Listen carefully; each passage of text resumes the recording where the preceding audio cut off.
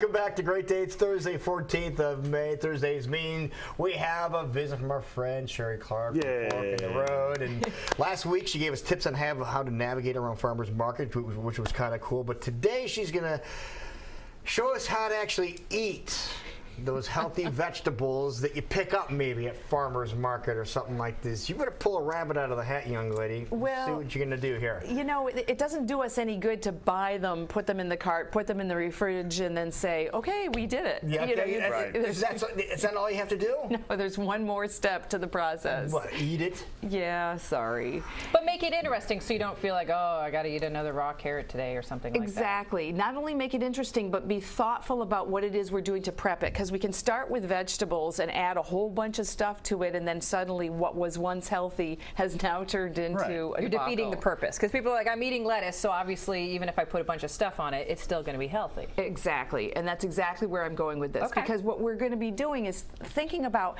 how we enhance vegetables, the best way in the world to eat it. And if you remember when you were younger, maybe this was the case with you. I grew up in upstate New York, and my family would grow tomatoes and some other vegetables. You could go out into the field, pick a tomato off the vine, still warm, bite right into it like it was an apple, and it was delicious. Yeah. Some of my family members, this is kind of, maybe your family is the same way. My father's side of the family put sugar on tomatoes, and my mother's side of the family put salt on tomatoes. So really? Yeah, salt and pepper. I put salt on pretty much everything. Well, yeah, you do. I slice up a fresh tomato from the farmer's market, throw salt on it, and it's all it needs. And there are some people that do that, and same thing with watermelon. So all it takes is a little bit of an enhancement. So let's take something like a breakfast radish, which is what I brought you today. A breakfast radish? Breakfast radish. What in the world is a breakfast It's a radish you eat at breakfast. You could. I mean, it's cute, it's pink. It's darling, they're long and kind of elongated thin. These are from Larry Cleverly. He's got a great stand. He's wonderful. Dirt Farmer Larry. Yes, Dirt Farmer Larry. He does a great job. And so he's got these gorgeous radishes, and there's other vendors, of course, that have them too, but I brought you some of his. What I want you to do is take a little bit of the butter. Yes. This is just butter. Butter. It's just butter. A little bit softened butter. Put that on there. And then you're going to add a little bit of, I brought smoked salt today, a little smoked sea salt. You could use regular salt if you wanted, and just sprinkle that on there. You can try it with just the butter if you want to. Regular salt will work. Truffle salt is also lovely on there. But I wanted to, like be advanced here. I love smoked salt. It's so good. It's brought my salt game way up. Hey, hang on a second. Let me get this ready for Jason. That's right. Sit down. Here you go, Parker. Just don't double dip on my salt there, buddy. Jeepers, criminy. No, here's the line. But putting butter on our vegetables is helping? You're not putting a whole lot of butter on your vegetables. And just a little. And remember that the butter that I use, this is actually technically ghee, which isn't butter. It's clarified butter. So it's organic. It's not margarine. Okay, it's not butter. It's what? It's ghee, which is clarified butter. So it's when butter is melted and the liquids rise to the top, what's left below is the milk solids, and that's what we have. So you're separating the two. Yeah, that's great. And it's delicious. Isn't that lovely? It's really good. And it makes, even if you're not a radish lover, which I'm not, but it doesn't taste what I consider a radish-like. It's very different. Yeah, it's good. It's very nice. The salt's good. So that's the simplest way to go. There's no real preparation. You put a little butter, you put a little salt, it's bada bing, you're done. A lot of people will eat salads, and they'll buy a salad dressing at the store. So what I did yesterday in preparation for today's segment was I went to the store and bought the dressing that looked to be the most popular. Yes. I went to Price Chopper and I looked on the shelf and I looked to see which was gone the most. Sure. So I got the last bottle of this light ranch dressing made by a national manufacturer. And the ingredient label, I will not read the whole thing because we don't have enough time.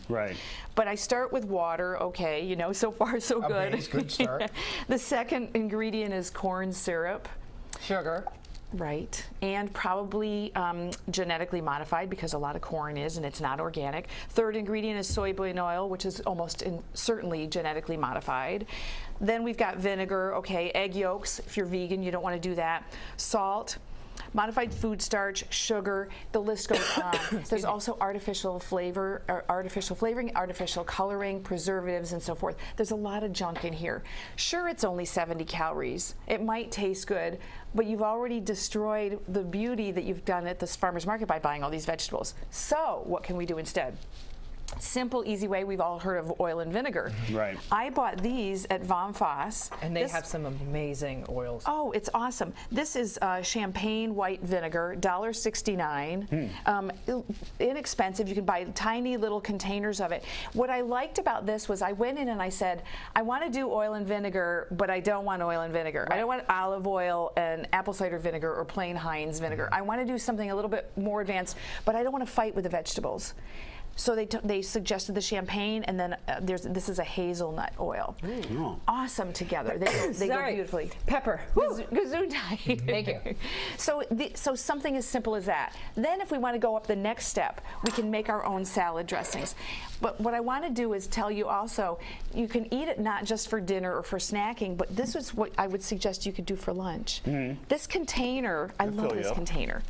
Looky here. Tupperware deal there. Okay. Yeah. That's cute. Oh, the raw asparagus is awesome. Yes, we've got them, and we've got them separated into little areas. Then the dip or dressing can go right in the center. So I'll let you go ahead and take a sample of that. So you made this. I made this, and the main ingredient in this isn't.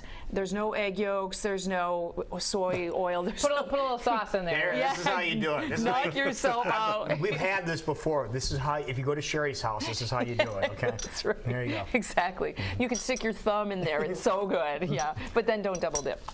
So the star ingredient in that is tahini, which we've used on the show before. Yep. Right. And it's simply sesame seed. It's like peanuts are to peanut butter as sesame seeds are to tahini. That's great. It becomes the base, and isn't awesome. Isn't that great? It's got a little hint of sweetness. I put a little bit of agave, which is a plant-based sweetener. If you don't want to use agave, and some people don't like agave, you can substitute maple syrup. You could use honey. You could skip that altogether. It wouldn't be sweet. And so we could do a savory version also. You can do the other end of your. Can you just make us like a gallon of There this? you go. Yeah. Isn't that lovely? You could market that, Sheree. It's wonderful. And No, I'm it's, serious. You could sell that at Farmer's Market. You should be selling it from You should sell that dip at Farmer's Market. I'm down shopping at Farmer's Market, people. I don't want to be down there selling things and chained to a booth. No I'd buy way. your stuff. What is this one though? That one's a savory version. That one's got some orange juice. I used some Von Foss's blueberry balsamic vinegar in there. So it's not as sweet. It's probably not as great to taste after the sweet because it's going to be, there's a little bit of a tang to it. that one trumps it. Yeah, yeah. This one, but some people don't like sweet in their dressings. So, True. So the whole point here is be thoughtful when you buy those fruits and vegetables. Just think of a little thing. It could be something as simple as making your own dressing, making a dip. Do something like that, and then those vegetables in your crisper drawer will not go to waste. You've got something to do with them. It doesn't have to be a fancy dish. You don't have to go hog wild. You can just simply eat them as they are. Can they go to your website and find some of these recipes They by can, chance? and they can also email if there's something specific or somebody's got a specific question. Like the good dip over there. The good dip there, just send me an email to info@fork-road.com and I'm happy to hook you up with it. It's a very simple, it's a 4-ingredient dressing. Easy, I'm going to look for easy. these this Saturday morning. And What they're is it? called The breakfast. Breakfast radishes. Radishes. Okay. Yes. All right, I'm There going to you look go. for them. What if, and the Very show's good, going to be on Sheree. real Show's soon? going to be on real soon, and you can visit me in the meantime to keep up with me at www.fork-road.com. Or go to Farmer's Market and look for the gal pulling the cart around. That's right. It's going to be Sheree. Perfect. Thank you, dear. Good Very to good. have you You here. bet. It's Great. 9:23. We'll be right back.